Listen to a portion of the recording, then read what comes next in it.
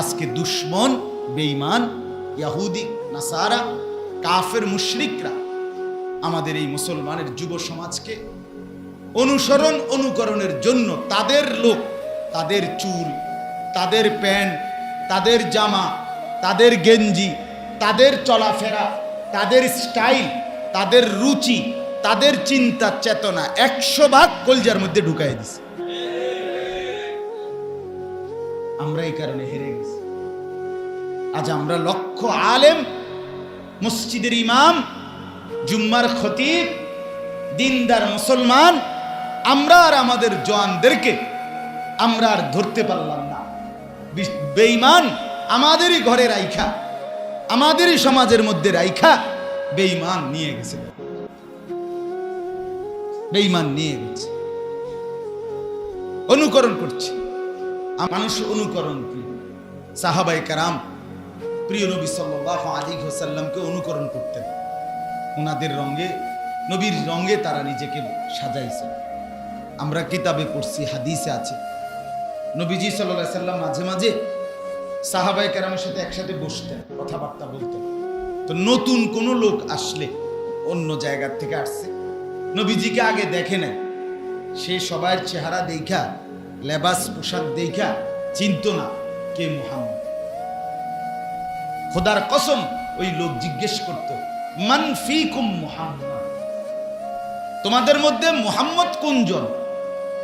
তো সাহাবীরা চিনায় দিতেন, হুয়া ফিনা মুহাম্মদ, মানে যিনি নবীজি তাকে বলে দেখ, এই যে ইনি মুহাম্মদ। এটা হলো অনুসরণ, অনুকরণ। নবীজি সাল্লাল্লাহু আলাইহি সাল্লাম মক্কা থেকে হিজরত করে মদিনায় আসছেন, আপনারা জানেন না? বলেন তো ওনার সাথে কে ছিল? সাথে হযরত আবু বকর সিদ্দিক রাদিয়াল্লাহু তাআলা। এই যেদিন প্রথম নবীজি মদিনায় ঢুকছে, লম্বা পথ হিজরত করে আইসা কুবা নগরীতে, মদিনার একটা এলাকার নাম কুবা, হাজী সাহেব যারা হজে যায়, উমরা যায়, ওনাগরে নিয়ে দেখা। তো এই কুবা নগরীতে নবীজি ঢুকছে এই প্রথম আজকে মদিনায়।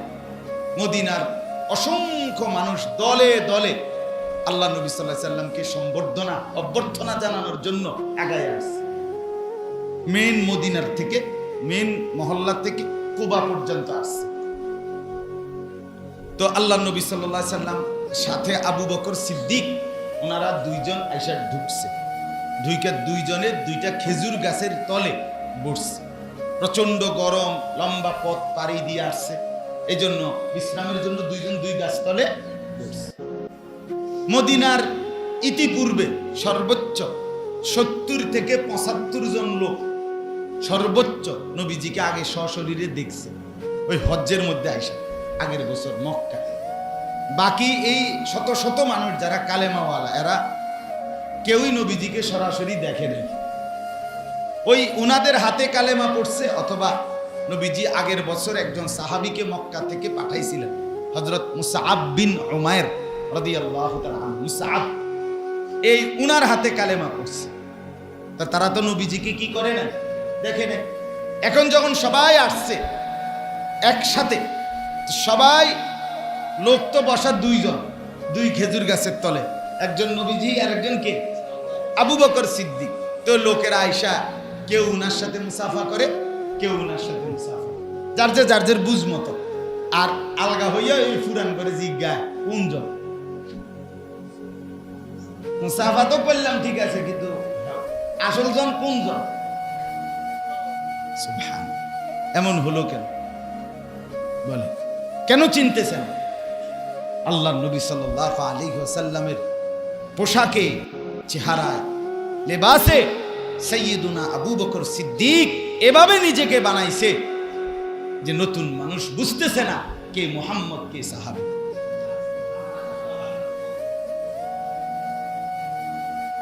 বুঝতেছেন? কিতাবে পড়ছি আমরা, হযরত আবু বকর সিদ্দিক রাদিয়াল্লাহু তাআলা আনহু বিষয়টা উপলব্ধি করছে যে লোকজন যে বারবার জিঙ্গায় কানাঘুষা করতেছে, তো নিজে উঠে গিয়ে আল্লাহ নবী সাল্লাল্লাহু আলাইহি সাল্লামের মাথা মুবারকের মধ্যে একটা রুমাল উপরে দিয়ে দিছে। তখন লোকেরা এবার বুঝছে যে একটু রুমাল দিয়ে আলাদা যিনি, ইনি কি মুহাম্মদ সাল্লাল্লাহু আলাইহি ওয়াসাল্লাম।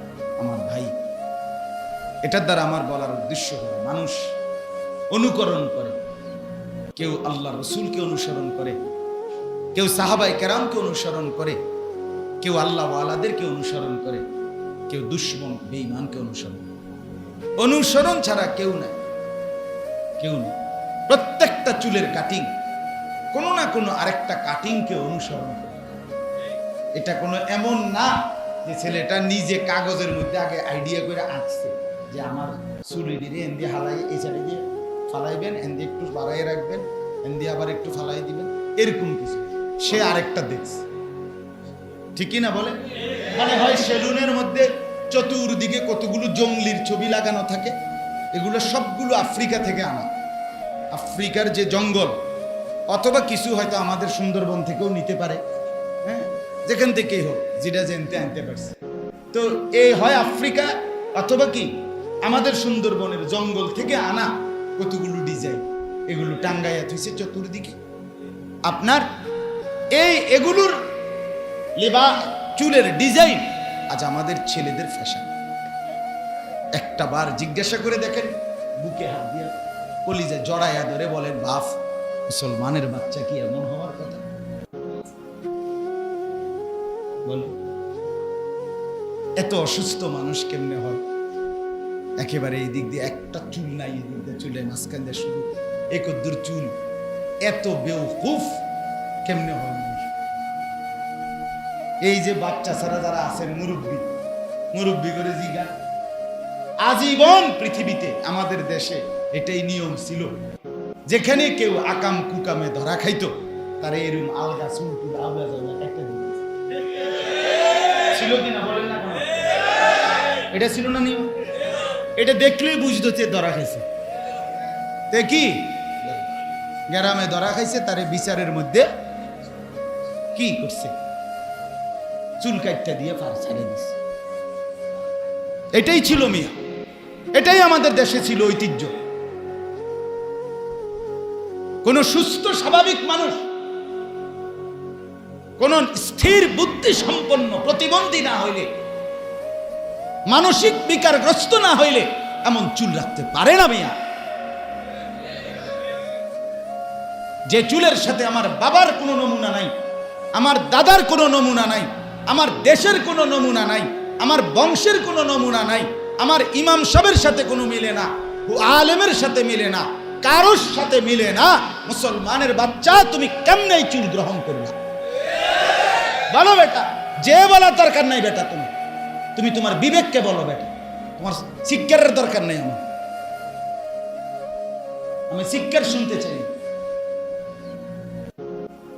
ঠিক বেঠিক বলারও দরকার নেই। তুমি তোমার ফিকিরকে জাগাও,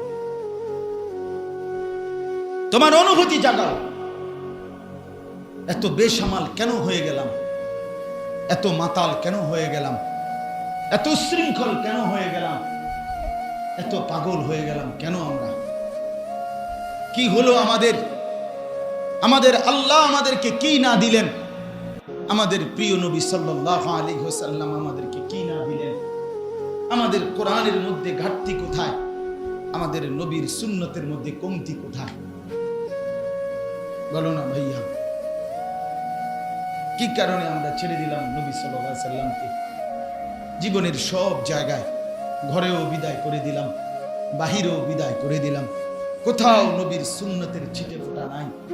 লক্ষ লক্ষ মুসলমানের ঘরে কত আসবাবপত্র, কত ডাইনিং টেবিল, খাট, পালং, সোফা, ফার্নিচার, চায়ের কাপ, লবণের বাটি, কাচের প্লেট, কত কিছু, কিন্তু মুসলমানের ঘরে একটা দস্তরখান নাই। কেন নাই? কারণ আল্লাহ রসুল দস্তরখান ব্যবহার করতেন। এই জন্য মুসলমান সিদ্ধান্ত নিছে, নবী যেটা ব্যবহার করতেন আমি চেষ্টা করব জীবনের শেষ দিন সেটা করব না ব্যবহার। কারণ কেন মুহাম্মদ এটা ব্যবহার করতেন? এই জন্য দুশ্মনী আমার মুহাম্মদের সাথে। ছোট বড় যতজন ব্রাশ আছে, ততজনের পেস্ট আছে, ফেস ওয়াশ আছে, শ্যাম্পু আছে, সব আছে, কিন্তু মিসওয়াক নাই। কেন নাই মিসওয়াক? কারণ রাসূলুল্লাহ সাল্লাল্লাহু আলাইহি ওয়াসাল্লাম ইন্তেকালের দিন সর্বশেষ জীবনের নবী যেদিন বিদায় নেয়, আল্লাহর কসম আম্মা জান আয়েশা রাদিয়াল্লাহু তাআলা আনহা, নবীর বিবি, যার বুকে মাথা রাইখা নবীজি ইন্তেকাল করছেন, সেই আয়েশা, বুখারীর হাদিসে আছে, বলছেন নবীর শেষ হাতের মধ্যে একটা মেসওয়াক ছিল। মেসওয়াক করতে করতে আল্লাহর নবী সাল্লাল্লাহু আলাইহি ওয়াসাল্লাম দুনিয়া থেকে বিদায় নিয়েছেন। এই মিসওয়াক নবীজির আখিরি আমল, শেষ আমল, শেষ নবীর শেষ আমল। তিনি শেষ নবী কিনা বলেন? আখিরি নবী কিনা বলেন? আখিরি নবী, আখিরি আমল। আপনি বলেন বাবারা, ছেলেরা বলো বাপ, এই মিসওয়াক আমরা কেন ছেড়ে দিই? এটা কেন আমাদের পছন্দ হইল না? বলে দাড়ি আমাদের কেন পছন্দ হলো না? এখানে নাক এখানে লাগাইছে, ঠিক আছে, আল্লাহ তাআলার দেওয়া চোখ ঠিক আছে, কানের ব্যাপারে আপত্তি নাই, ঠোঁটের ব্যাপারে আপত্তি নাই, দাঁতের ব্যাপারে আপত্তি নাই, হাতের ব্যাপারে আপত্তি নাই, মাথার চুলের ব্যাপারে আপত্তি নাই, গায়ের পশমগুলোর ব্যাপারে আপত্তি নাই, নাভির নিচের পশমের ব্যাপারে আপত্তি নাই, কাঁধের মধ্যে বগলের নিচের পশমের ব্যাপারে কোনো আপত্তি নাই, এটুকু পশমের ব্যাপারে, চুলের ব্যাপারে এত আপত্তি হয়ে গেল কেন ভাইয়া? এই কদ্দুরে অসুবিধাটা কি হয়ে দাঁড়াইলো? কথা বলেন না কেন? শেভ করতে লাগলে একবারে এখান থেকে এই পর্যন্ত করলে ভালো হয় না? পুরাটা বুঝেন না কথা? পুরাটা ডইলা লাইলে তো ভালো আছে। ওই যে রং দিয়েছেন সেটি দিয়ে সবটা ক্লিয়ার করে লাইলে সুন্দর ছিল না, যাতে গায়ে কোনো পশম না থাকে। এতটুকু কি অপরাধ করল? এতটুকুর মূল কারণ হলো এর মধ্যে পৌরুষ, এর মধ্যে মুসলমানের ঈমান, এর মধ্যে রাসূলুল্লাহ সাল্লাল্লাহু আলাইহি ওয়াসাল্লামের জ্বলন্ত সুন্নতের নমুনা। একটাই সুন্নত, একটাই আমল নবীর, যেটা সারাক্ষণ উম্মত দেখাইতে পারত, বেঈমান সর্বোচ্চ চেষ্টা করে বুঝাইছে, এটাই শুধু ছেড়ে দে, বাকিটি তো তুই করতি না এমনি জানি, এটাও তুই ছেড়ে দিলে তুই রাসূল থেকে মুক্ত হয়ে গেলি, নবী থেকে মুক্ত হয়ে গেলি। চলেন, ঠিক আছে, হাসরের ময়দানে শেষ পর্যন্ত যার কাছে যাবেন তারই নাম মুহাম্মাদুর রাসূলুল্লাহ সাল্লাল্লাহু আলাইহি ওয়াসাল্লাম। হাদিসের মধ্যে আছে, পারস্য মানে বর্তমানের ইরান, নবীজির জামানায় দুইজন লোক পারস্যের বাদশার পক্ষ থেকে দূত নবীজির কাছে আসছে। সাথে সাথে আল্লাহর নবী সাল্লাল্লাহু আলাইহি ওয়াসাল্লাম তাদের চেহারার দিকে তাকাইয়েই চেহারা ফিরিয়ে নিয়েছেন। নবীজি বললেন, তোমাদেরকে এইভাবে দাড়ি মুন্ডন করতে কে বলছে? তারা বলল, আমাদের রব, আমাদের খোদা। পারস্যের বাদশা, তারা বাদশাকে রব বলতো। আমাদের রব, আমাদের খোদা, পারস্যের মালিক বাদশা, তিনি আমাদেরকে আদেশ করছেন এই দাড়ি মুন্ডাইয়া ফেলতে। আল্লাহর কসম, নবীজি সাথে সাথে বললেন, বাল আমারা রব্বি, বরং আমার রব আল্লাহ আমাকে আদেশ করেছেন দাড়ি লম্বা করতে। তোমাদের রব বলছে কেটে ফেলতে, আমার রব বলছে লম্বা। বলে কেন, কেন নিজেদেরকে এইভাবে একদম উল্টা বানায় ফেললেন নবীজি সাল্লাল্লাহু আলাইহি ওয়াসাল্লামের? দিল দিয়া মুখ দিয়া বলেন, সুপারিশ চাইবেন নবীর কাছে, হাউজে কাউসারের পানি চাইবেন নবীর কাছে, হাসরের ময়দানে যাবেন নবীর কাছে। এটা যেহেতু বুঝেন, মানেন, বিশ্বাসও করেন আমার বাপ, তাইলে নবীজি সাল্লাল্লাহু আলাইহি সাল্লামের সাথে এই বিরোধিতা কেন? কথা বলো। প্রতিনিয়ত যেই বাচ্চা সারা বিড়ি খান, এই দুর্গন্ধওয়ালা মুখ নিয়া কেমনে নবীজি সাল্লাল্লাহু আলাইহি সাল্লামের সামনে দাঁড়াবেন? আল্লাহ নবী সাল্লাল্লাহু আলাইহি সাল্লাম জিজ্ঞেস করবে না, উম্মত 60 বছর বয়সেও বুঝি বিড়ি খাইতে হয়? 70 বছর বাঁকা হয়ে গেছো, বুড়া হয়ে গেছো, হাড্ডি মাড্ডি শরীরের সব দুর্বল হয়ে গেছে, তারপরেও এই বদভ্যাস ছাড়তে পারলাম? আজ কোন লজ্জায় উম্মত সুপারিশের জন্য আমার কাছে আসলা? তুমি কি জানতে না আমি কোনোদিন কাঁচা পেঁয়াজ কাঁচা রসুনের গন্ধ আমি মুহাম্মদ সইতে পারি নাই, আমি ঘামের গন্ধ আমার কষ্ট হইতো, সেই তোমরা এরকম দুর্গন্ধময় বিড়ি সিগারেটের গন্ধ নিয়ে কেমনে মসজিদে ঢুকলা, কেমনে আমি নবীর নাম নিলা, আজ আবার সুপারিশের জন্য আসলা, লজ্জা করে না? কি বলবেন বলেন ভাইয়া?